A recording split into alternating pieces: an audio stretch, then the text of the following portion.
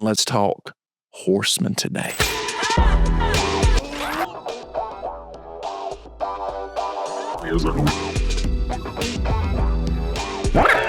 All right, ladies and gentlemen, welcome back to When Wrestling Was Real. I'm your host, Matt Lyda. If you haven't already, please just hit that subscribe button, hit the like button on this video, leave a comment, tell me how terrible I am, whatever you want to do. I'm okay with it. I just want you to engage and participate. This is a participation channel, not just an observing channel. But I just want to say thank you for joining us again this week. A little bit of news real quick. Over the weekend, we got to see former WWE superstar Ronda Rousey. She ended up fighting Gina Serrano, who was the lady who kind of created female MMA, especially on that UFC stage. Gina's career was outstanding. She was pre Ronda Rousey. Ronda Rousey kind of put that female MMA world on the map and made it popular. She became a headliner, a main eventer. Ended up, of course, leaving UFC after a couple of losses and eventually made her way to WWE and, had a controversial career there. She could have been the biggest female wrestler if she wanted to be, in my opinion. I don't know if WWE was ever really what Ronda Rousey wanted to do, right? But, it is what it is. But she ends up winning in 17 seconds on Saturday night. Insanely quick. That entire MVP card was wild. If you watched it, we had Ngannou, who ends up, destroying Lynn, which that guy, I think that was his name, Lynn. But anyway, but also there was like a freaking 40-pound weight difference there. Francis Ngannou is unreal. I hope he fights, John Jones, but he outmatched that guy by so much. I mean, it was insane. But we also got to see the man, Nate Diaz, versus Platinum Mike Perry. And Mike Perry just destroyed Nate Diaz. Nate did not seem like he wanted to be in that fight. He just didn't look like he cared to be there. I don't know what the future for Nate Diaz holds. He just didn't seem like he wanted to be there. Didn't seem like he wanted to be in the boxing match with Jake Paul a while back. Didn't seem like he wanted to be in what was the Hexagon on Saturday night. Just didn't seem like he wanted to be. He didn't want any part of any of it. But I don't know. But it was great to see Ronda Rousey back on the mat. I don't know if we're going to see her anytime soon. She said she wants to have more babies, wants to grow her family, which God bless her for that. I hope that we get to see her soon. Hopefully she continues, but we'll see. But it was an exciting night of fighting, needless to say. But let's go into why you're here, which is professional wrestling. They just did a documentary about the greatest faction of all time, the Four Horsemen. I'm very passionate about. As you know, I'm a huge Ric Flair fan. I'm a huge Arn Anderson fan. I'm a huge Tully Blanchard fan.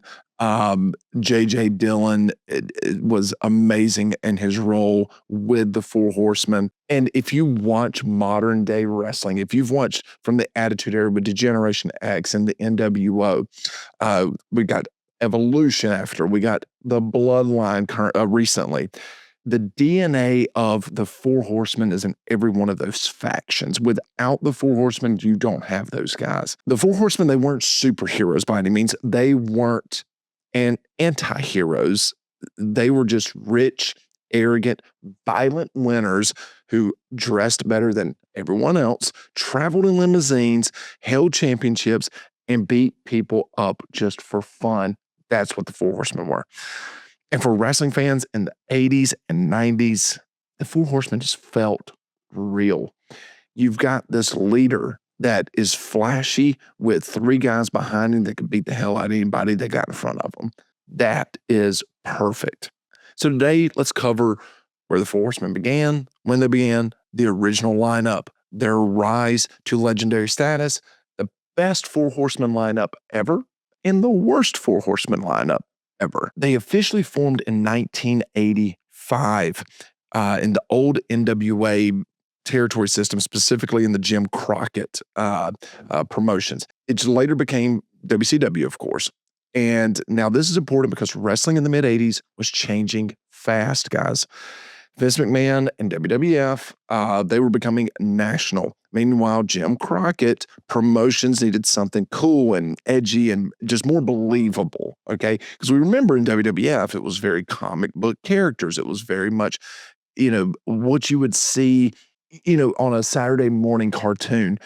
You didn't have that realistic. You didn't have, guys that look like your uncle out there fighting. It was comic book heroes, right? That's where the Four Horsemen came from, needing more believability for the Jim Crockett promotion. The group's name reportedly, and we saw this in the documentary with Arn Anderson talking about it came from Arn after a violent tag team match.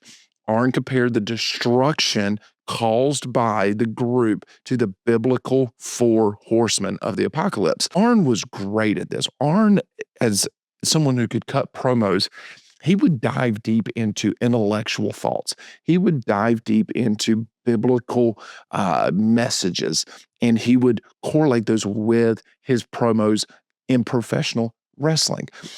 Arn was a master at that. He was the perfect person to cut those types of promos. Ric Flair had those flashy promos. He had those, I'm better than you. He had those, I'm richer than you. I've got the gold. Arn was just a little quieter. He was he'd just bring it down a little bit and a little bit more intellectual. Rick sometimes would be a sidewalk puddle. You know what I mean? He was wide, but not deep. Arn could go into some deep waters with you, and he'll pull you out there, and he'll scare you a little bit with his promos. They were a little bit more serious than what we really wanted. When that promo happened with Arn, and he talked about the Four Horsemen, that name stuck immediately, touched every single person in the world at that point. Everybody that was a wrestling fan, when he cut that promo, we all just latched onto that. This is amazing. And then, of course, Jim Crockett Promotions and everyone in the wrestling business at that point went, that's it. These are the guys. That's what you got to run with. This is the faction. What made the Horsemen different was simple. They felt like legitimate athletes. They acted like wealthy champions. Arrogance. Love it. They didn't rely on cartoon gimmicks. Felt real. Felt like your uncle. Felt like your dad. Felt like the guy you knew at work. If you're working down at the factory, that guy across from you, he looked like those guys in the Four Horsemen. He looked like one of the other three, not just Rick. That guy could beat up everybody in the bar. He can relate to the Four Horsemen. But they also carried themselves like stars. They carried themselves knowing they were better than everybody in the ring. They carried themselves knowing they were the best. The Horsemen were heels. They were villains. The fans respected them because they looked tough, sounded intelligent, and backed it up in the ring. They weren't just a faction, guys. They were the faction. The faction. Original members consisted of course, the Nature Boy, Ric Flair, the Enforcer, Arn Anderson, Ole Anderson, and Tully Blanchard. Then they had their manager, J.J. Dillon. Nobody represented the Horsemen better than Ric Flair. Flair was already the NWA World Heavyweight Champion before the Horsemen officially formed, but the stable elevated him. Isn't that wild to think? Rick didn't elevate the Horsemen. The Horsemen elevated Rick. I believe the Horsemen, they don't have the cachet. They're not the faction. They're not the greatest faction of all time without Ric Flair. But is Ric Flair without the Four Horsemen? He was already champion. But would he have the same heat? World champion? Would he have 16 world championships? I don't know. It made him bigger than just a wrestler. He became the Nature Boy. Expensive suits, Rolex watches, private jets, champagne, women, limousines. We know the promo, guys. Flair's interviews were legendary because they blurred reality and performance. Fans believed this man actually lived the life he bragged about. To be honest with you guys, I know Rick. He lived the life. If he said he had this many women that night and was drinking this much and he's got them in a limousine, he wasn't lying. It was true. He had all that. And that was what was going on the night before. That's who he was. That's who the Nature Boy truly was. He didn't have to come up with a promo. He just would tell you about what he did last night. That was his promo. Inside the ring, Flair was arguably the best big match wrestler in America during the 1980s. His matches with Dusty Rhodes, Ricky Steamboat, Sting, they became classics, guys. Absolute classics. Flair wasn't just the face of the Four Horsemen. He was the Horseman. If you talk about the Four Horsemen, you've got to talk about Ric Flair. Everyone just goes straight to Flair. They don't talk about the other guys a lot of times, even though Arn's the one that came up with the name. Arn is one that owns the trademark and all that. But Flair's the Four Horsemen. Without Flair, the Four Horsemen, they don't have the career that they have. They just don't. I don't know if Flair has the career he has without the Four Horsemen. I just know the Four Horsemen, they aren't who they are without Ric Flair. You've got to have Ric Flair to have the Four Horsemen. You can't replace him. You couldn't have started it without him. Absolutely not. So now you've got Arn Anderson. He's the enforcer, okay? I think Arn Anderson was the backbone of the Four Horsemen. That's Matt Lyda's opinion. Without Arn Anderson, I don't think I think Arn is just as important as Rick was. I don't know. Rick was more important. Ric Flair's more important. Ric Flair's more important. He was for the Four Horsemen. But without Arn Anderson, I don't think the Four Horsemen are as scary or as legitimate, if that makes sense. Arn may be the most respected technical wrestler never to become a world champion, okay? When we talk about the guys who never became a world champion in professional wrestling, Arn's left off that list every single time of guys that should have won it, that should have carried the belt, but he didn't need to. Arn didn't have movie star looks. He didn't have a flashy gimmick, but he looked like somebody who could absolutely beat you up in a parking lot. He reminds me of my dad. He really does.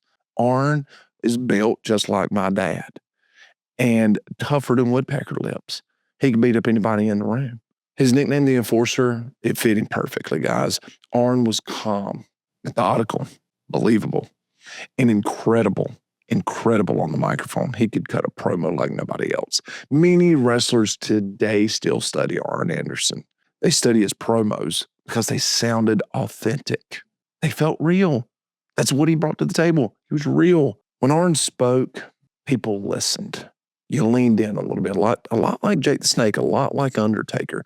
You leaned in to listen because you knew what he was saying. It meant something. It was real. It was going to be deep, and you needed to catch every word that you could get. And of course, guys, Arn Anderson is one of the greatest wrestlers ever in his spine buster. It's one of the greatest finishing sequences in wrestling history, and it doesn't get he does not get the credit that he deserves. Arn does not get the credit he deserves. Arn Anderson was absolutely amazing inside that ring, week in and week out. He was so believable. God, he made the Four Horsemen, man. He really did. Next one, the other Anderson, the tough guy, Ole. Okay, boy, do we have some stories about Ole, right? From the Undertaker. Ole Anderson brought grit and legitimacy to the Horsemen. He wasn't flashy. He wasn't charismatic in the sense of Ric Flair. But God, did he look dangerous? Did he look scary? Ole Anderson looked like the type of guy that'd go out there and he'd fight you with the back of his mouth. He'd put a chew in and then fight you. That's what he wanted.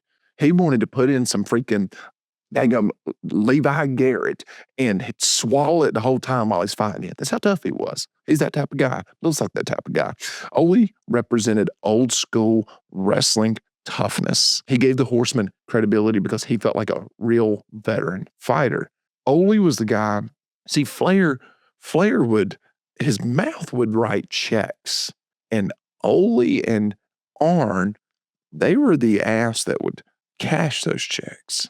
They had Rick's back. Rick knew that he could run his mouth. Rick knew he could push people. Rick knew that he could press folks because he had those two guys behind him. He had those two guys to just be brutal with people.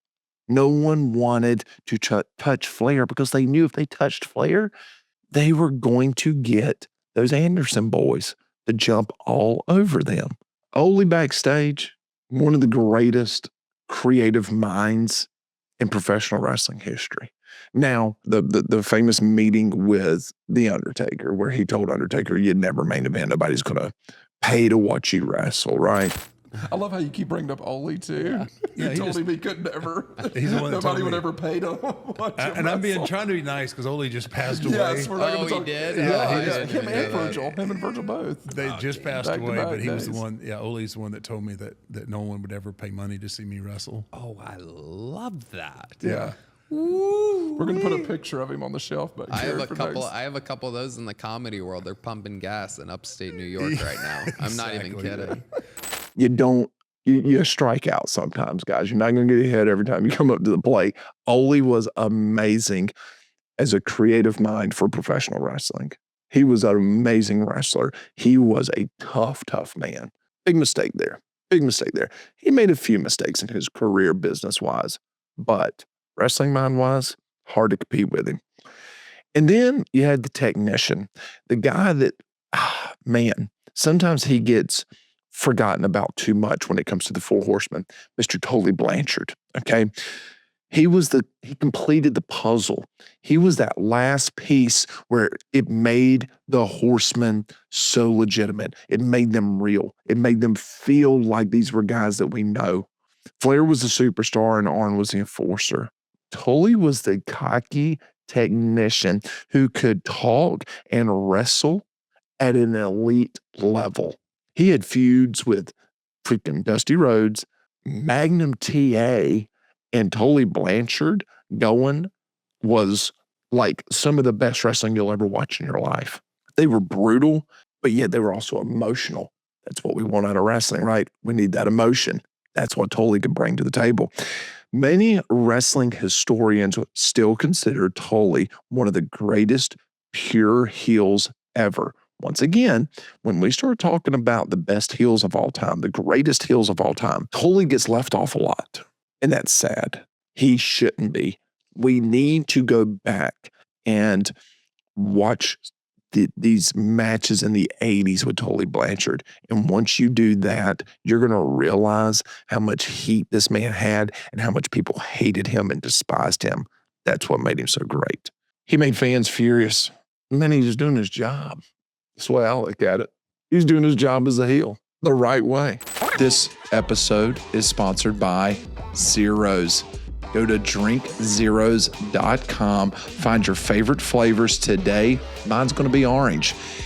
These guys, they're amazing. It's veteran owned, veteran operated, 0 carbs, gluten-free, 0 sugar, only 90 calories. And the flavors are amazing, guys. Like I said, I'm drinking the orange today. Anything orange, I'm pretty much down with. My 2 favorite flavors is orange and grape. Go to drinkzeros.com to be able to find your favorite flavors or a store near you that serves zeros. Just remember, got to be 21 years or older to drink and drink responsibly. More than anything, please drink responsibly. Go to drinkzeros.com. Also, my friends over at Roots of Fight. Ladies and gentlemen, go to rootsoffight.com. Use promo code WhenWrestlingWasReal and you'll get 20% off all of their apparel. Some of the coolest, best designs you'll see for professional wrestling, especially some of those throwback designs and some of those wrestlers that may or may not be in the ring today. Go to rootsoffight.com. Use promo code WhenWrestlingWasReal and get your favorite wrestling apparel over there. Four Horsemen weren't just popular because they won matches. They represented success. Think about the formula, okay, guys? You got Flair. He always had the world title, right? Arn and Ole, they dominated the tag team division. Tully, he held multiple championships throughout his run with the Four Horsemen. And then you had J.J. Dillon, who managed this empire like he was the CEO of a Forbes 500 company. He looked like a guy that would be a CEO of a Forbes 500 company with his suits and his glasses and stuff.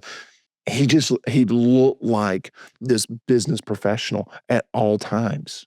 He was running the greatest faction in pro wrestling. You have to be a businessman. You have to be a CEO. You got to take it serious. And that's what JJ did. That's what makes him a great manager.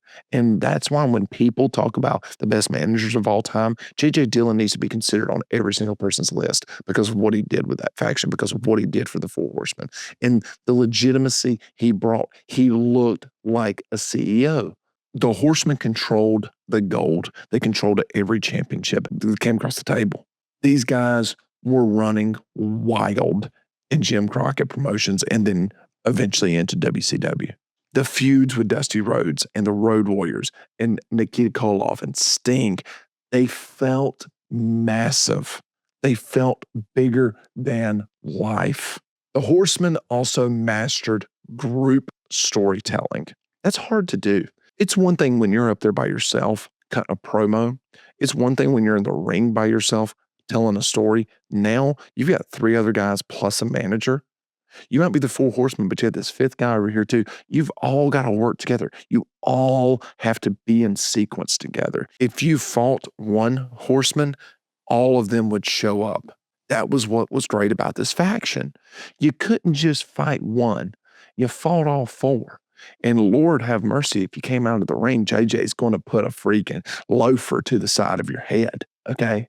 That became the blueprint for every wrestling faction moving forward. If you mess with one, you're going to mess with us all. That's why Degeneration X worked. That's why the NWO especially worked. You weren't going to fight just one guy.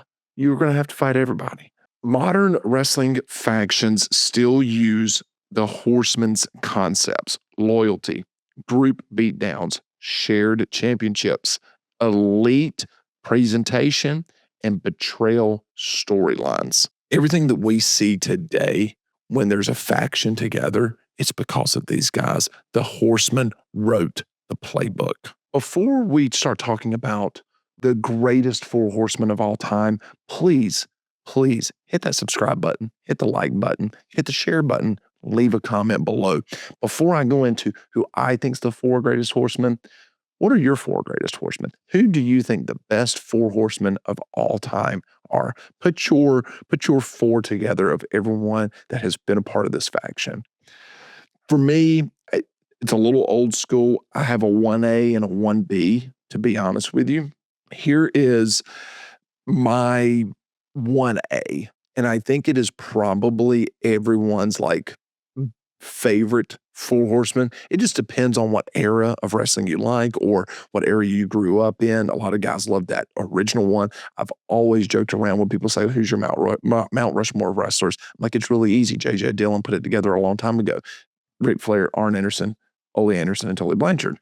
But in reality, the truth be told, I believe the best version of the Four Horsemen was when we had Ric Flair, Arn Anderson, Tully Blanchard, and Barry Windham. Barry Windham just was a step up from Ole Anderson, in my opinion, when it came to in the ring. What he was able to do in the ring, I think, was better than what Ole could do. I think Ole had a great mind. I think Barry also did, but Barry was just better at the wrestling aspect of it. This version existed primarily in 1988 and is often considered the peak wrestling version of the group.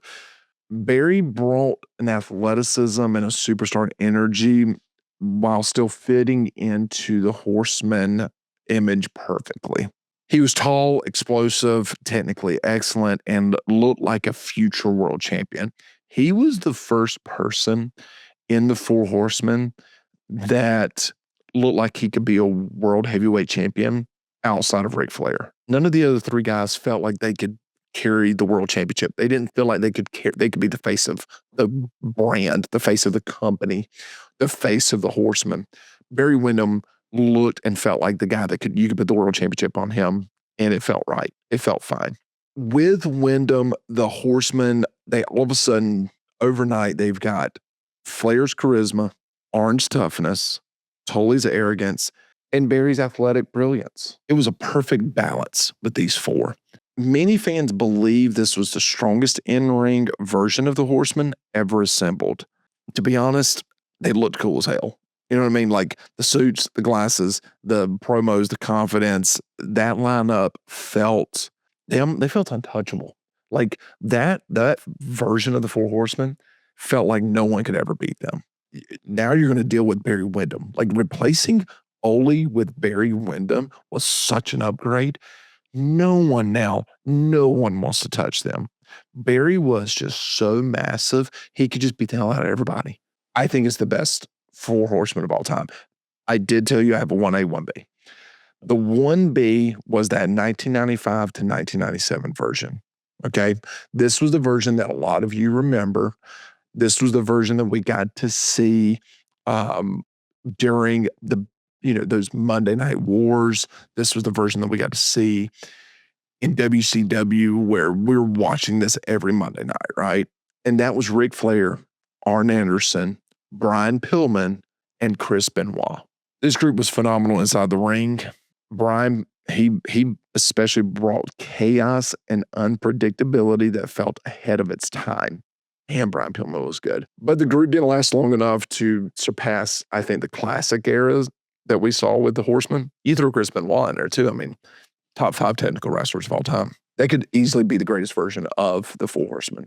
But I think with Barry Windham and Tully Blanchard, Arn and Rick, that just seemed like an unstoppable force. Now, I'm going to tell you who I think is the worst Four Horsemen lineup ever. Please comment below who you think is the 4 worst of all time.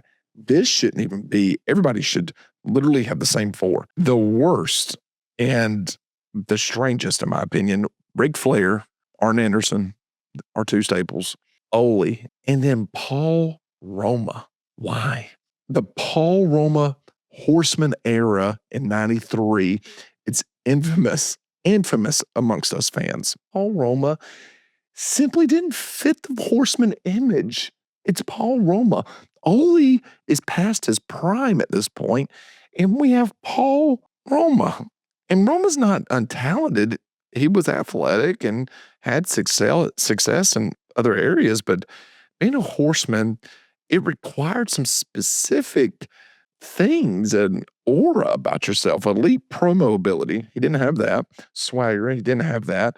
Legitimacy, didn't have that. A lot of you, first time you ever heard Paul Roma's name.